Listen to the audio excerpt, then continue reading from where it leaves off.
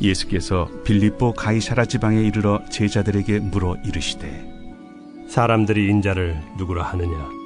더러는 세례 요한, 더러는 엘리야, 어떤 이는 예레미야나 선지자 중에 하나라 하나이다. 너희는 나를 누구라 하느냐? 시몬 베드로가 대답하여 주는 그리스도시요 살아계신 하나님의 아들이시니이다. 바요나 시몬아, 네가 복이 있도다.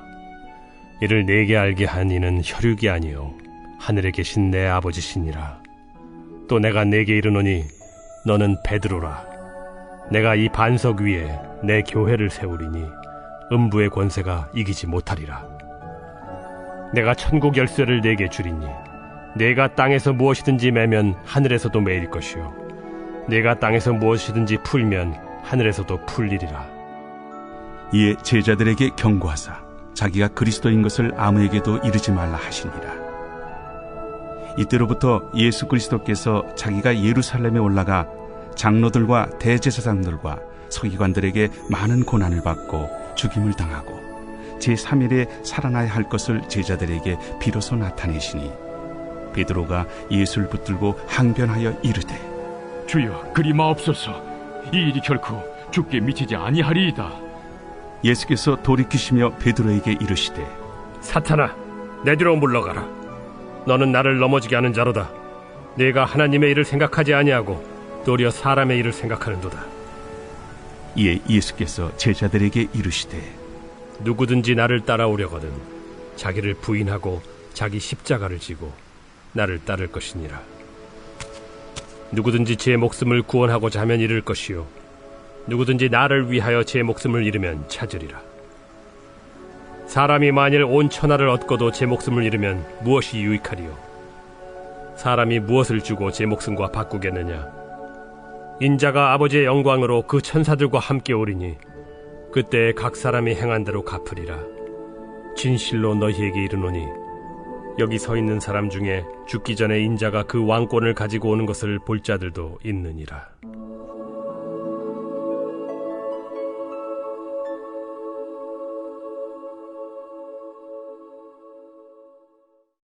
사순절 일곱째 날, 고난을 거절하지 않는 참된 신앙 고백. 마태복음 16장 13절에서 28절입니다. 먼저 13절입니다.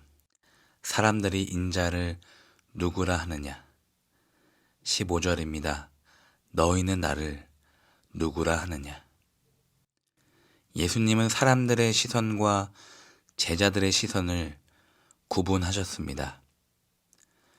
가이사랴를 따르는 세상 사람들과 예수님을 따르는 제자의 시선이 다른 것은 그 심령에 새겨진 주인이 다르기 때문입니다.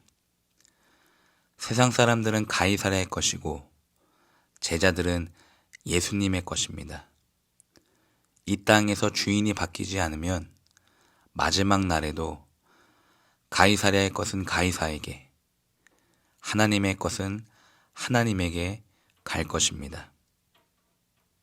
16절에서 베드로가 예수님을 그리스도라 고백한 것은 17절에 하늘에 계신 하나님께서 알게 하신 것입니다. 어제 본문을 보더라도 제자들은 예수님께 떡을 구했지 예수님을 생명의 떡으로 알아보지 못했습니다. 그러니까 믿음도 하나님이 주셔야 됩니다. 내 믿음도 내 것이 아니라는 것입니다. 그리고 예수님은 아버지가 주신 믿음 위에 축복까지 더해 주십니다. 18절입니다. 내가 이 반석 위에 내 교회를 세우리니 음부의 권세가 이기지 못하리라.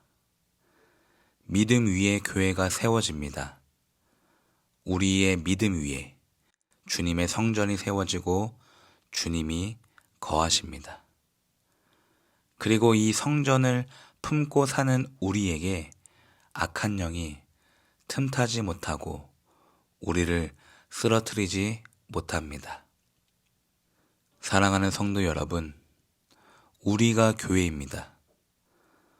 우리 안에 주님이 계심으로 우리 몸이 거룩한 성전입니다.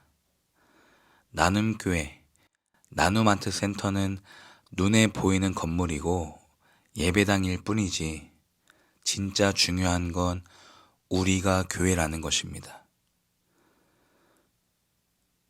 물론 어제 건물을 함께 청소했지만 그건 기본이고요. 우리의 몸된 성전을 날마다 씻는 게 더 중요합니다. 내가 교회라면, 내 안에 주님이 거하시면 내가 어디를 가든 그곳은 지성소가 됩니다. 예배당이든 내 방이든 지하철이든 버스든 회사든 식당이든 주님이 내 안에 거하시면 거기가 바로 교회가 됩니다.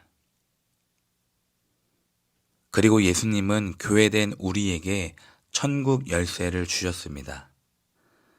교회의 가장 강력한 무기는 기도입니다. 기도가 천국 열쇠입니다. 땅에서 기도하면 하늘에서 응답해 주시고, 땅에서 기도하지 않으면 하늘에서도 응답이 없습니다.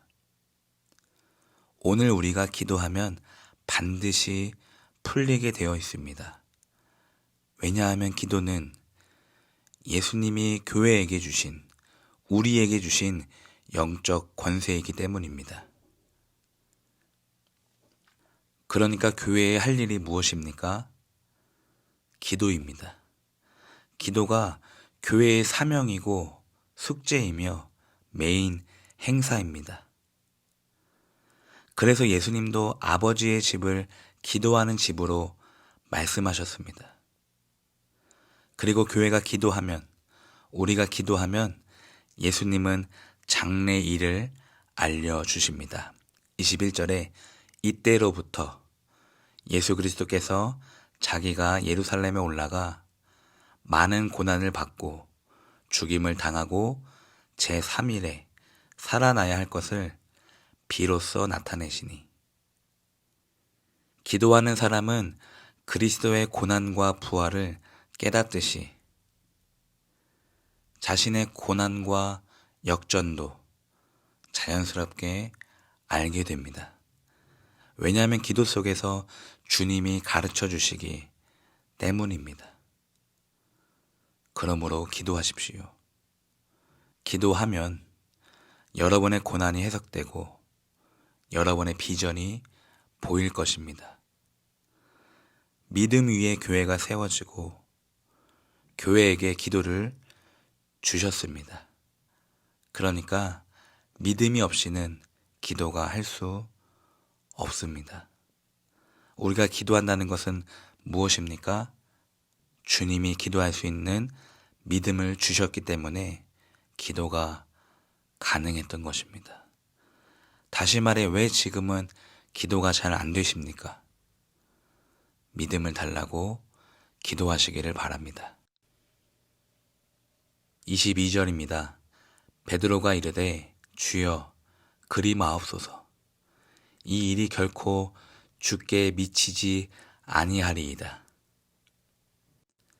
믿음 없고 기도하지 않는 사람의 말과 행동을 잘 보세요.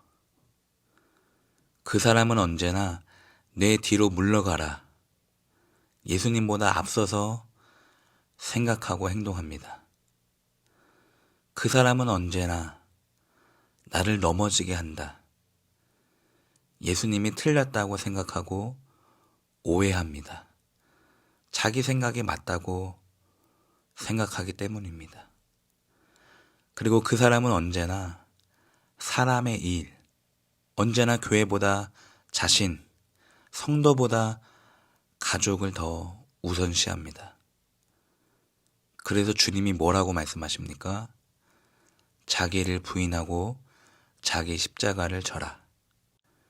기도하라는 말씀입니다. 여러분, 십자가는요, 내가 다른 사람을 위해서 봉사하고 희생하고 손해보는 게 십자가가 아닙니다. 내가 저 사람을 위해 기도한다, 이게 십자가입니다. 내가 저 사람이 마음에 안 들지만 불쌍해서 기도한다. 안타까워서 기도한다. 이게 자기 부인이에요. 기도하지 않는 부모의 희생은 십자가가 아니고 사랑은 못 해주더라도 기도해주면 그게 참으로 십자가를 지는 것입니다. 그러므로 기도는 25절에 자기 목숨을 잃는 것이고, 기도는 26절에 온 천하를 버리는 것이고, 기도는 27절에 행한 대로 갚아주시는 것입니다. 마지막 심판날에 하나님 앞에 우리가 유일하게 꺼낼 수 있는 행함이 바로 기도뿐입니다. 그리고 기도는 28절에 죽기 전에 이 땅에서 주님을 뵙는 유일한 통로입니다.